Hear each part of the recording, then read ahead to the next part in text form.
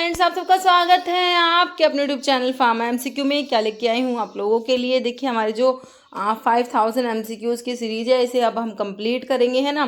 तो 4770 तक क्वेश्चंस हमने कंप्लीट कर लिए और देखिए लगभग सारा सिलेबस मैंने आपको इसमें कंप्लीट कर दिया। एमसीक्यू के थ्रू पूरा का पूरा सिलेबस मैं आपको पढ़ा चुकी हूँ इसमें। और आप अभी आपको क्या करना है, जितना हो सके उतना रिवीजन करिए और इस सीरीज़ के जितने भी वीडियोस हैं उनको बहुत ही बढ़िया तरीके से रिवाइज करिए ना, क्योंकि बहुत ही इंपॉर्टेंट मैंने इसमें प्रीवियस ईयर के मोस्टली क्वेश्चंस मैंने जितने भी एग्जामिनेशन में डिफरेंट डिफरेंट पूछे गए थे सारे के सारे आप लोगों से डिस्कस किए हुए हैं। तो बहुत ही इंपॉर्टेंट है हमारी सीरीज़। तो जितने भी हमारे गवर्नमेंट फार्मासिस्ट एग्जाम है, देखिए सभी में हमारा कॉमन सिलेबस होता है, डिप्लोमा का ही हमारा सिलेबस होता है ना, ऑल ओवर इंडिया। ठीक है, तो आपके लिए जितने भी आपकी जो एग्ज़ाम्स है, जैसे उड़ीसा में आपका एग्ज़ाम होना है ना, और आपका जो डिप्लोमा का एग्जिट एग्जामिनेशन होगा उसके लिए भी ये इंपॉर्टेंट है, सीरीज़ बहुत इंपॉर्टेंट है। बाकी अभी रेलवे के लिए भी आप लोग प्रिपेयर कर रहे हो, दिल्ली में डीएसएसबी है ना, तो सभी के लिए जो है ये सीरीज़ काफ़ी ज़्यादा इंपॉर्टेंट रहने वाला है। ओके, तो देखिए स्टार्ट करते हैं। और स्टार्ट करने से पहले अगर आप लोग चैनल पे नए हैं, आप चैनल सब्सक्राइब नहीं किया है, चैनल को प्लीज़ सब्सक्राइब कीजिएगा। वीडियो लाइक करना, शेयर करना, कमेंट करना, बेल आइकन को प्रेस करना, ताकि जो आने वाले वीडियोज़ होते हैं नोटिफिकेशन आप लोगों को मिल सके। देखो क्वेश्चन क्या है, central government approved factory premises where opium alkaloid are processed is situated at, है ना। तो Ghazipur and Kota, New Delhi and Ghaziabad, Neemuch and Ghazipur, Gwalior and Kota. तो ये सेंट्रल गवर्नमेंट ओपियम फैक्ट्री जो हमारी होती है, एक तो नीमच में है, दूसरी कहाँ पर है, गाजीपुर में है। तो ऑप्शन सी बिल्कुल सही होगा। जैसे which ring of warfarin is essential for its therapeutic activity. देखिए वॉरफेरिन जो है हमारा ओरल एंटीकोएगुलेंट में आता है। किस में आता है, ओरल एंटीकोएगुलेंट्स जो होते हैं उसमें आपका वॉरफेरिन आता है। वॉरफेरिन आप लोग पढ़ते हो कोमैरिन डेरिवेटिव, तो क्लासिफिकेशन में पढ़ लेते हो क्या है, कोमैरिन डेरिवेटिव इज वॉरफेरिन, है ना। तो इसकी यही कोमैरिन रिंग जो होता है ना, इसका वो इसेंशियल होता है इसकी थेरेपेटिक एक्टिविटी के लिए, है ना। क्लासिफिकेशन से क्वेश्चन निकल के आया, है ना। तो लैक्टोन, पिरिमिडिन, कोमैरिन या प्यूरिन, तो आपका ना कोमैरिन रिंग होता है इसमें। तो वॉरफेरिन ना 4 हाइड्रोक्सी कोमैरिन डेरिवेटिव होता है, 4 हाइड्रोक्सी कोमैरिन डेरिवेटिव होता है हमारा वॉरफेरिन। नेक्स्ट है which oral hypoglycaemic agent increase the level of incretin hormone by inhibiting the enzyme dipeptidyl peptidase 4। DPP-4 inhibitor की बात हो रही है। DPP-4 इनहिबिटर में मैंने आपको ग्लिप्टिन वाली ड्रग बताई हुई है ना। तो देखिए मेटफॉर्मिन तो बाइगोनाइड्स में आता है, सीटाग्लिप्टिन आपका ऑप्शन बी आंसर हो जाएगा। ग्लिपिजाइड आपका सल्फोनाइल यूरियाज में, सेकंड जनरेशन सल्फोनाइल यूरियाज में आता है। पायोग्लिटाजोन एंड रोसीग्लिटाजोन थायाजोलिडिन डाइओन डेरिवेटिव्स में आता है। तो इसका आंसर ऑप्शन बी हो गया। निसा murmurs are generally heard in disorders affecting the following, heart valve, AV node, pulmonary vein या ऐसे नोड, है ना। तो ये हार्ट में आपको पता 4 वाल्व होते हैं ना, तो हार्ट के वाल्व जो होते हैं ना उनके डिसऑर्डर्स में ये मर्मर आता है। नेक्स्ट है which of the following is not a non opioid drugs. देखिए इस टाइप के क्वेश्चंस में कंफ्यूज हो जाते हो आप, है ना, क्योंकि नॉट पूछ लिया, नॉन ओपियोइड पूछ लिया, तो अब समझ ही नहीं आएगा, क्योंकि बहुत सारे बच्चे ऐसे क्वेश्चन गलत करके आते हैं। तो देखो भैया नोट को नॉन से काट दो, है ना, तो क्या बचा, ओपियोइड। इस टाइप से हो ना, नॉट अ नॉन ऐसे भी आते, जैसे not a non communicable disease. अब बच्चे हो गए कंफ्यूज इस टाइप से क्वेश्चन पढ़ते ही, not a non communicable disease, क्योंकि क्वेश्चन तो इजी है भाई, कम्युनिकेबल नॉन कम्युनिकेबल पढ़ा हुआ है, बिल्कुल सिंपल है।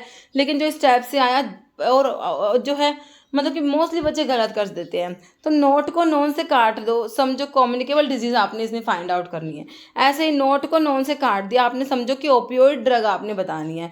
Not a non opioid, non opioid में नहीं है। देखिए जो आप एक्सपेक्टोरेंट पढ़ते हो, आपके कफ सेंटर सप्रेसेंट, सॉरी एंटीटर्सिव्स पढ़ते हो, एंटीटर्सिव्स क्या होता है, कफ सेंटर सप्रेसेंट्स होते हैं। क्या होते हैं, कफ सेंटर को सप्रेस कराते हैं, है ना। तो ये तो कितना सिंपल है भाई, आपका जो एंटीटर्सिव्स क्या करेंगे, कफ सेंटर को सप्रेस कराएंगे, है ना।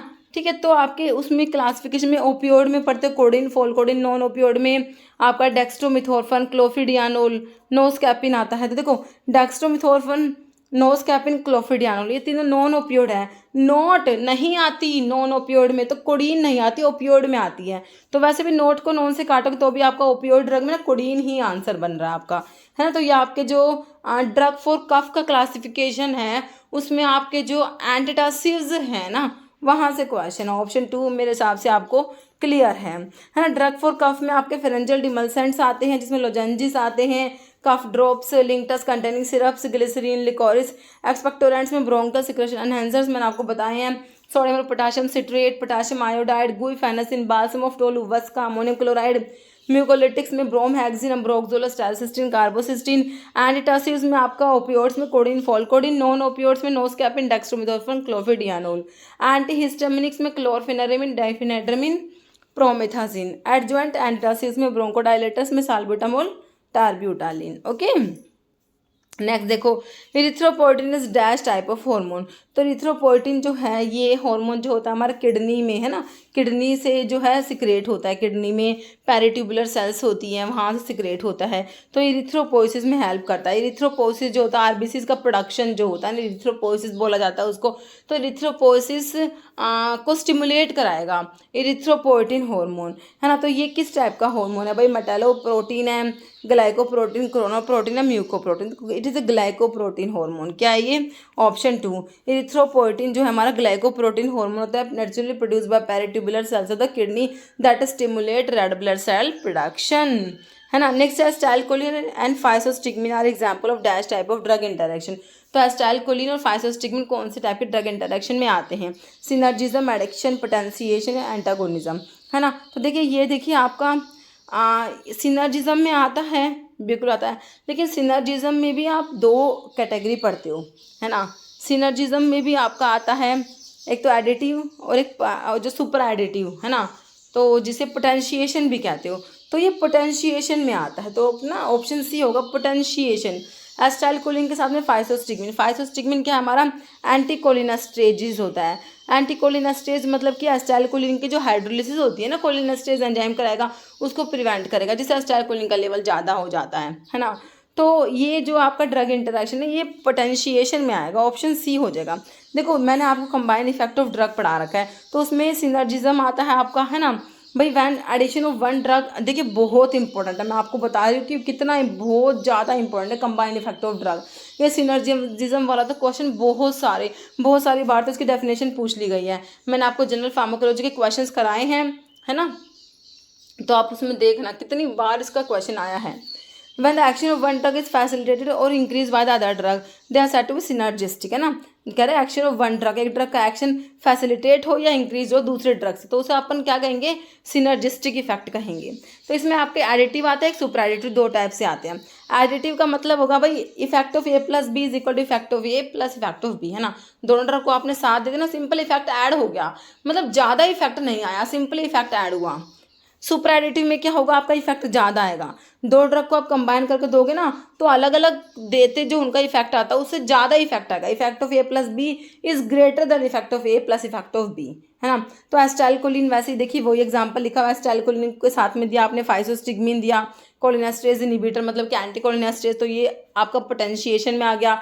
लीवोडोपा के साथ में कार्बिडोपा, बेंसिराजाइड जो आप देते हो ना, तो एक कॉम्बिनेशन को कैरल डोपा होता है। कार्बिडोपा पेरिफेरल डिकार्बोक्सिलेज इनहिबिटर होता है। लीवोडोपा आपका डोपामिन का प्रोड्रग होता है, लीवोडोपा, है ना, वो सारा आपने पढ़ा हुआ है, ठीक है। तो ये आपका हो गया सुपर एडिटिव में। एंटागोनिज्म में आपका कह रहे one effect of one drug reduce और इनहिबिटेड बाय द अदर, तो इसमें effect of A plus b कम आएगा, है ना, less than effect of A plus effect of b, ये एंटागोनिज्म में हो जाएगा, ठीक है। तो कंबाइन इफेक्ट ऑफ ड्रग है, बहुत इंपॉर्टेंट है। Next, which one is the preparation of synthetic vitamin के, विटामिन के जो सिंथेटिक विटामिन के का प्रेपरेशन कौन सा है। देखिए विटामिन के जो आप पढ़ते हो, विटामिन के में विटामिन K1 होता है, K2 होता है, K3 होता है ना। तो इसमें आपका जो सिंथेटिक होता है ना भाई, K1 होता है फाइलोक्विनोन होता है, K2 मिनाक्विनोन होता है, K3 जो होता है ये सिंथेटिक मिनाडियोन होता है। क्या होता है, मिनाडियोन। तो ऑप्शन देखो, फेनिडायोन दिया है, मिनाडियोन ऑप्शन बी हो गया, बाकी कोमेरिन है, डाइक्यूमेरोन है, तो ऑप्शन बी हो गया। Next, which of the following is ji protein couple receptor, GPCR में कौन सा आता है भाई, निकोटिनिक तो लिगैंड आयन चैनल्स में आता है। मस्करेनिक जो हमारे एसिटाइलकोलिन के रिसेप्टर्स हैं, निकोटिनिक और मस्करेनिक, निकोटिनिक तो LGIC लिगैंड आयन चैनल्स में आ गया, मस्करेनिक हमारे GPCR में आते हैं। बाकी ग्लूकोकॉर्टिकॉइड इंसुलिन रिसेप्टर दिया है, ऑप्शन बी सही हो जाएगा हमारा। जैसा correct medical term for increase in RBC, अगर RBC का काउंट ज़्यादा हो जाएगा तो उसके लिए कौन सा मेडिकल टर्म यूज़ करोगे, है ना।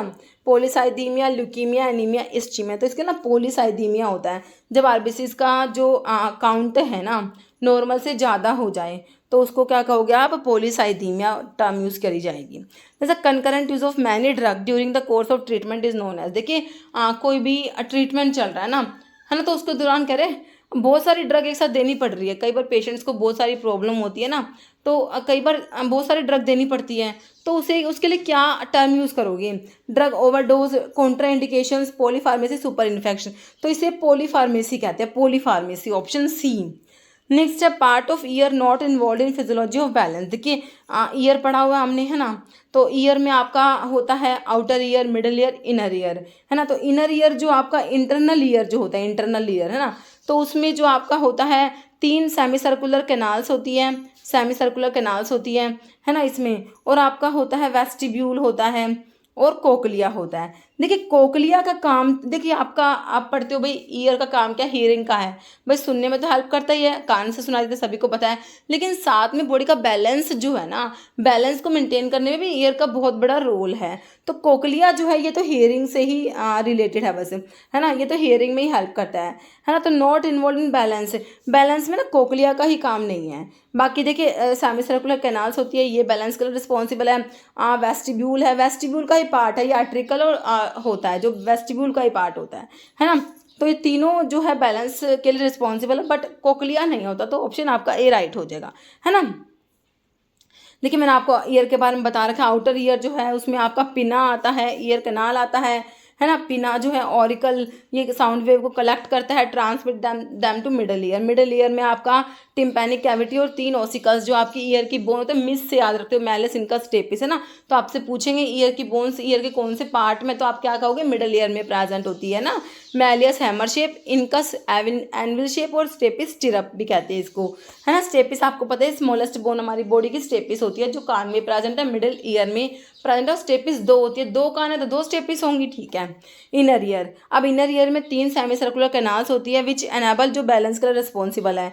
वेस्टिब्यूल है, ये भी बैलेंस एंड पोस्चर्स के लिए रिस्पॉन्सिबल है। वेस्टिब्यूल में ही आपका जो इसमें आर्ट्रिकल दिया हुआ था ना, वो वेस्टिब्यूल का ही पार्ट है। कोकलिया जो है हियरिंग के लिए रिस्पॉन्सिबल होता है। तो अब समझ आ गया आपको, ये बिल्कुल आ गया। नेक्स्ट है flat bone among the following, कौन सा जो है फ्लैट बोन है भाई, फीमर है, ह्यूमरस है, स्टर्नम है या वर्टिब्रा। तो फ्लैट बोन में हमारा स्टर्नम आता है। स्टर्नम क्या होता है, जो ब्रेस्ट बोन भी जिसे बोला जाता है, this is a flat bone, okay.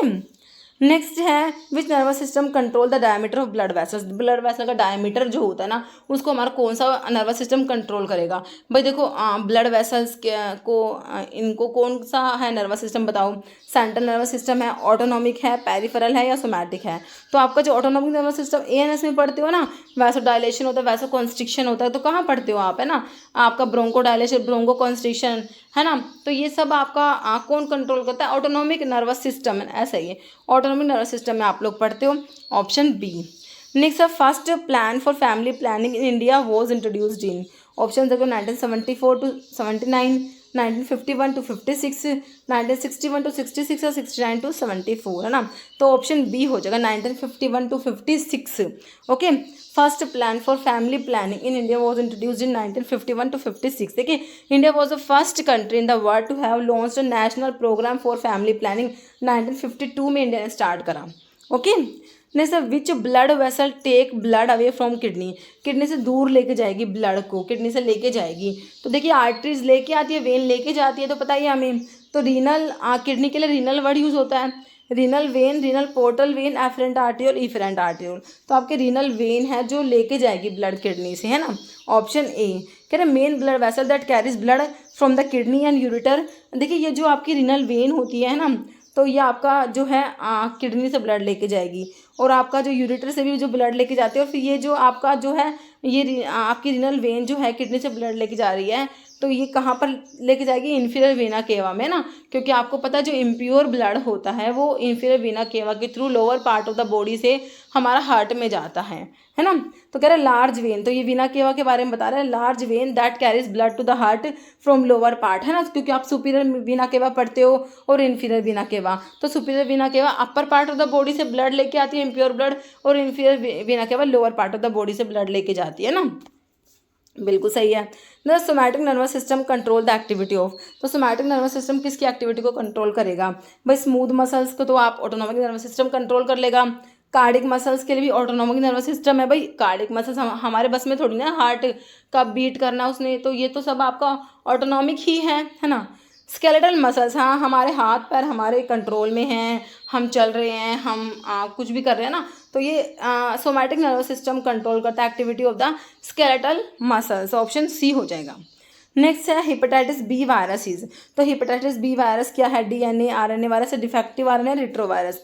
भाई इफेक्ट जो हेपेटाइटिस बी का वायरस जो होता है वो डीएनए वायरस होता है। ऑप्शन बी होगा। Next among the following which is known as spirit of salt. Spirit of salt किसे कहते हो? Hydrochloric acid, nitric acid, थायोग्लाइकोलिक acid, boric acid. तो हमारा HCl जो हाइड्रोक्लोरिक एसिड होता है इसे म्यूरेटिक एसिड भी कहते हैं, म्यूरेटिक एसिड भी कहते हैं और स्पिरिट ऑफ सोल्ट भी कहते हैं, है ना।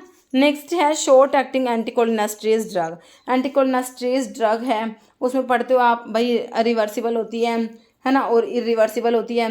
रिवर्सिबल में आपके कार्बामेट्स होते हैं और एक्रिडिन में टैक्रिन आता है। कार्बामेट्स में फाइसोस्टिग्मिन, नियोस्टिग्मिन, पाइडोस्टिग्मिन और फिर हाइड्रोफोनियम, डोनिपीजिल, गैलेंटामिन और रिवास्टिग्मिन, है ना, ये आती हैं। और इरिवर्सिबल में हमारे ऑर्गेनोफॉस्फेट्स और कार्बामेट्स में कार्बोराइल और प्रोपोक्सर आता है। ऑर्गेनोफॉस्फेट्स में डिफ्लोज, इकोथायोफेट, पराथियोन, मलाथियोन, डायजिनोन, टेबून, सेरिन, सोमन आता है ना। ये सारा जो हमारे एंटीकोलिनेस्ट्रेज जो इनडायरेक्टली एक्टिंग कोलिनेस्ट्रेज ड्रग का क्लासिफिकेशन मैंने आपको थोड़ा सा बताया। तो शॉर्ट एक्टिंग जो होता है ना वो कौन सा है? नियोस्टिग्मिन, हाइड्रोफोनियम, इकोथायोफेट या हमारा फाइसोस्टिग्मिन। तो हाइड्रोफोनियम जो होता है ना शॉर्ट एक्टिंग एंटीकोलिनेस्ट्रेज होता है, इसको माइसीनिया ग्रेविस की डायग्नोसिस के लिए भी यूज़ किया जाता है। किसके लिए? माइसीनिया ग्रेविस की डायग्नोसिस के लिए हाइड्रोफोनियम यूज़ किया जाता है। हाइड्रोफोनियम हमारा शॉर्ट एक्टिंग एंटीकोलिनेस्ट्रेज ड्रग होता है। ओके, तो इस वीडियो में देखिए इतने ही क्वेश्चंस हैं। अब हमेशा की तरह एक क्वेश्चन जिसका आंसर आप लोग देने वाले हैं। In which limit test thioglycolic acid used. कौन से लिमिट टेस्ट में थायोग्लाइकोलिक एसिड का यूज़ किया जाता है? Limit test for arsenic, limit test for iron, limit test for sulphate या लिमिट टेस्ट फॉर क्लोराइड। इसका आंसर आप लोगों को कमेंट बॉक्स में देना है। इस वीडियो में इतना ही। अगर आपको वीडियो अच्छी लगे तो लाइक करना, शेयर करना, चैनल पर नए हैं तो मैं आपको रिक्वेस्ट है कि चैनल को प्लीज़ सब्सक्राइब जरूर करना। Okay, thank you.